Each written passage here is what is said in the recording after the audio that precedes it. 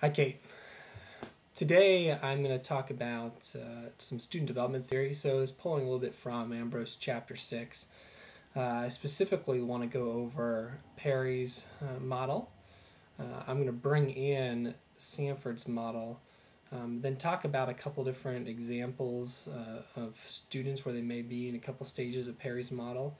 So I'll walk through a couple of those examples, and then I'll talk about the class that I actually observed for the observation assignment and how Perry's model can relate to some of the things I observed there, and then we'll wrap it up.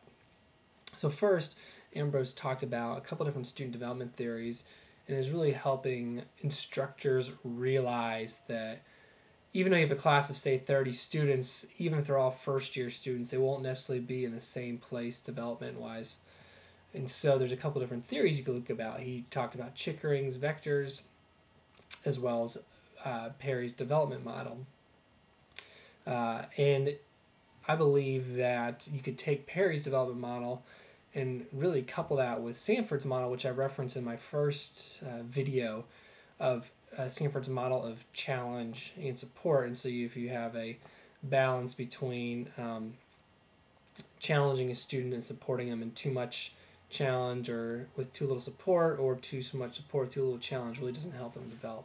So you really need a balance of both. First, let me review Perry's model.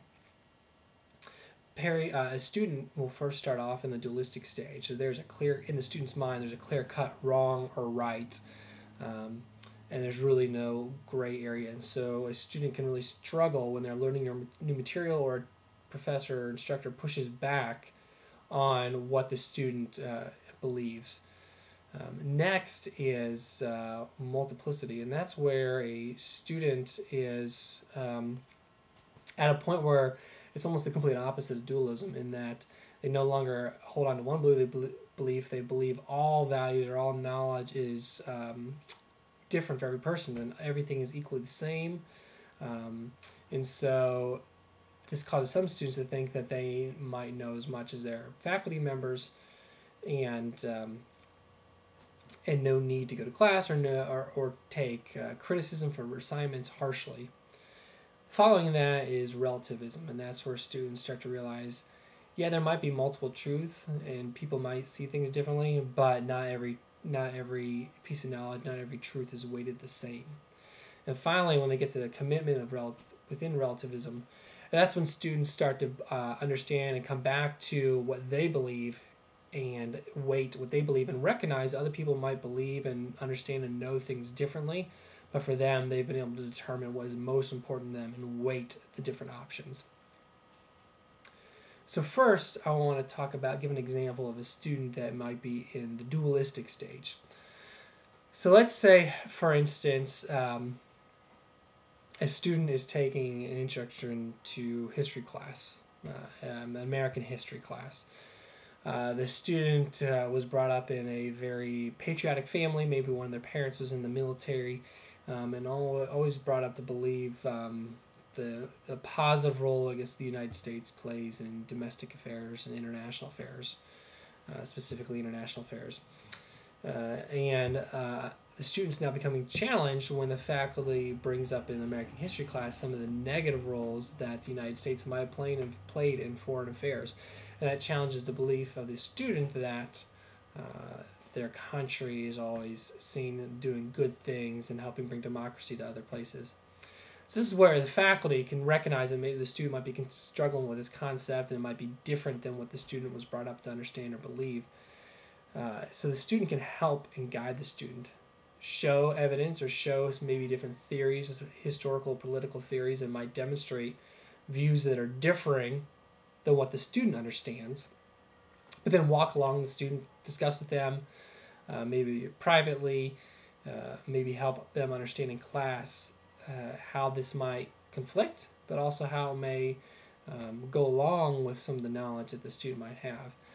So again, balance that challenge and support and help the student as they're in the dualistic stage. And through that process, they may start to move into the next stage of Perry's development model. Second, I want to focus on a student that might be in the plural or multiplicity stage. So for this case, let's take a business student, and the student is going to be in finance investments, or taking a class on investment, and they're believing that while there's varied investment theories, they're all weighted the same and they're all equal, and so the student has got a clear-cut idea of what they're going to do and not interested in taking input from the faculty member on their investment plans and how that might reflect poorly. In this case, the professor could challenge the student with some different business investment theories, and help work with the student, maybe through a writing assignment, maybe through discussion, to help the students realize while some theories might be stronger than others, or some approaches to investment may be stronger than others, to help the students start to realize that there's, depending on the scenario, some situations or some theories might be better than other theories. So the whole time, the faculty members walking alongside, challenging the student where they stand on, or why they believe certain things, but also offering them encouragement, offering them support, so the student is not just left hanging there. So again, a nice healthy balance of challenge and support. So those are just two examples of, I believe you'll find most college students, particularly in their early time in college, is the dualistic and the multiplistic stage. Near the end of college, or maybe even afterwards, you'll find relativism and a commitment to relativism. A couple weeks ago, I had an opportunity to observe a class. It was an honor symposium, and the topic was blues music and its relationship to racial issues in the United States. One of the activities, and I wrote about this, the activity, I wrote about that in my observation paper, and this instructor started the class off playing a song and asking, is this the blues? And so the students would listen to the song, and then they would talk about, is this blues or is it not blues? They did that about 3 different times. What's really interesting is some of the students really struggled labeling a song whether or not it's a blues, because there were so many different criteria and characteristics of blues music that they were learning in their course and through their various readings. And so what was interesting is the instructor let them struggle with it and let them help develop some of their own ideas instead of just quickly providing an answer. In fact, I don't think any of the 3 songs that were played, the instructor ever said, yes, this is blues, or no, this isn't blues. What he did is help understand where students stood at the moment. I don't believe any of the students were in a dualistic, this is it, this is not, but they may have been in a more multiplistic stance or development stage. And he helped students, and he would question why they might think a characteristic applied to this particular song or didn't apply, and help the students process through where they stood collectively, or I'm sorry, individually, on whether or not a song might be considered blues or not. So he offered challenge in that he would question why the students might feel the way they did, but then reinforce them and encourage them as the students got to a point where they were creating or coming up with their own decision on the matter. So it was a great, healthy balance, again, of challenge and support, but also as an instructor recognizing where the students stood and helping them through this process. As simple as it was as an introductory activity, I think it was beneficial for the students' their own understanding.